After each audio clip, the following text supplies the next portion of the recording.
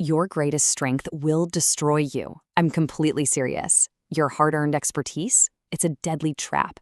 You are literally too smart for your own good. And if you don't drop what you know right now, you're going to get left behind. Let's get into this explainer and see exactly why. Look, Charles Darwin lied to you.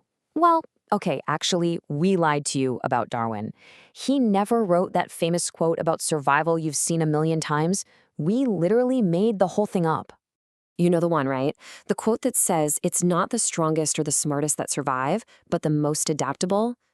Totally fake. But here's the crazy twist. The lesson in that fake quote is absolutely deadly. Failing to adapt is lethal. I mean, it literally destroyed some of the smartest, most powerful companies on Earth. Think about Kodak, Blockbuster, Nokia. They were titans. They had all the answers. But when the questions changed, they died. They died because they just couldn't unlearn. So we're going to figure out how you can avoid their exact fate. Part 1. The fake Darwin rule. We have all seen this quote slapped on motivational office posters, right? We just assume it's this absolute, ironclad biological truth. But a researcher named Nicholas J. Matsky did some digging and discovered a totally different origin story. Turns out, a management professor named Leon C. Megginson coined it back in 1963. Over the years, his nuanced take just got kind of pithified and falsely slapped with Darwin's name. So yeah, the quote's origin is completely fabricated. But the core lesson it's trying to teach us about adaptability, that remains an undeniable, absolutely ruthless reality in the modern world. Megginson's whole interpretation of evolution through mutual aid and adaptation is actually the perfect lens for figuring out how to survive today. Because, as we're about to see, being the absolute strongest or the absolute smartest means exactly zero if you flat out refuse to change. Which brings us to part 2, smart companies that died. Let's take a quick walk through the corporate graveyard, shall we? Just look at the absolute tragic irony of Kodak. Back in 1975, their own engineer, Steve Sasson, literally invented the digital camera. I mean, sure, it was the size of a toaster, but it was the future. But Kodak executives deliberately buried it. Why? To fiercely protect their super lucrative film profits. In 1982, leadership doubled down on disc cameras instead. By 1989, when they finally had a real chance to pivot, they hired a super cautious, traditional CEO instead of a visionary. They chose safe execution over innovation, and they rode their so-called core competency straight into a 2012 bankruptcy. And man, then there's Blockbuster. Picture this. It's the year 2000, and this scrappy little mail-order DVD company walks in, offering to be bought out for a mere $50 million. That company was Netflix, and Blockbuster?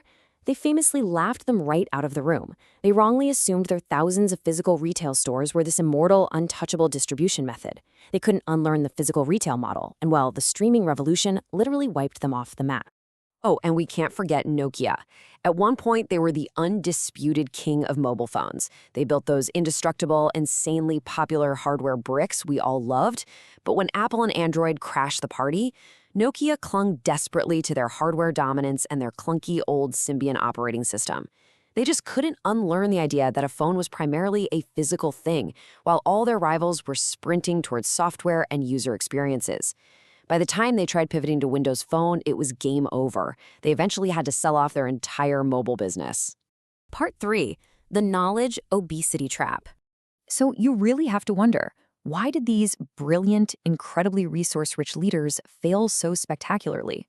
Well, they suffered from a condition that Don Price over at Atlassian calls knowledge obesity. It's this phenomenon where people and organizations hoard vast amounts of information, skills, and past successes, but they totally fail to subtract what no longer works. They hoard outdated mindsets. It's like a hoarder's house. They just keep bringing new stuff in, but without taking out the trash of obsolete practices, there is literally no room for new ideas to actually take root. We actually see this exact same trap in the field of psychology through something called the weird bias. Basically, for decades, researchers ran studies almost entirely on Western, educated, industrialized, rich, and democratic populations, mostly college students. The massive trap here is falsely assuming that findings from this one highly specific group represent some absolute objective truth for the whole human race. It takes a ton of effort to unlearn that assumption and realize that Western concepts, like Maslow's hierarchy of needs, just don't neatly map onto collectivist cultures. And when we fail to unlearn these deeply ingrained biases, whether we're talking about science, society, or business, we make catastrophic assumptions.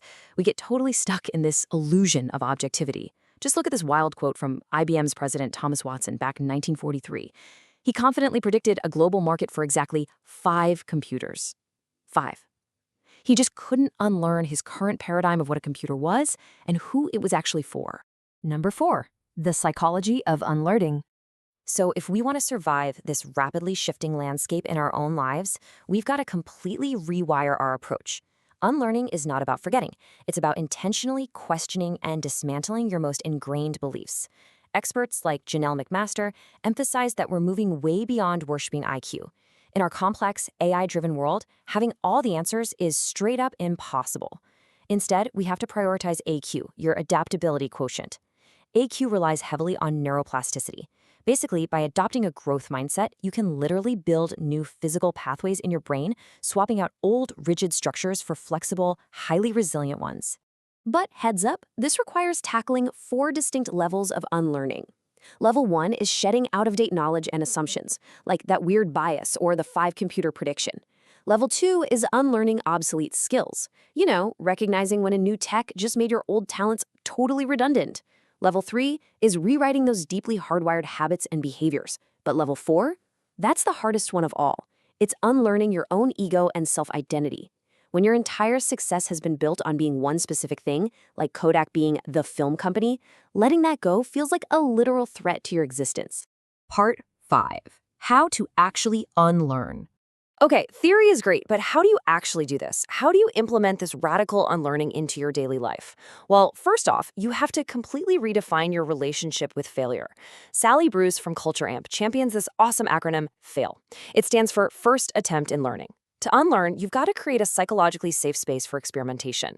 Because if you are terrified of looking foolish, your brain will desperately cling to its old, safe pathways. You have to actively celebrate failures as crucial data points on your path to growth. Next, you can use Don Price's super practical 5 L's framework to regularly audit your mindset. You just reflect on what to love and keep doing, what to long for and chase next, what you loathe and absolutely must drop, what you need to learn, and finally, what makes you laugh to keep you connected and human. It's a structured, brilliant way to subtract the dead weight and cure that knowledge obesity. Look, we've walked through the corporate graveyards together. We've seen that fiercely protecting the very strengths that made you successful in the past is exactly what will destroy your future. It's no longer enough just to learn. You must learn, unlearn, and relearn. Which leaves you with one terrifying but absolutely necessary question to ask yourself right now. What fundamental belief about yourself or your work are you currently refusing to unlearn?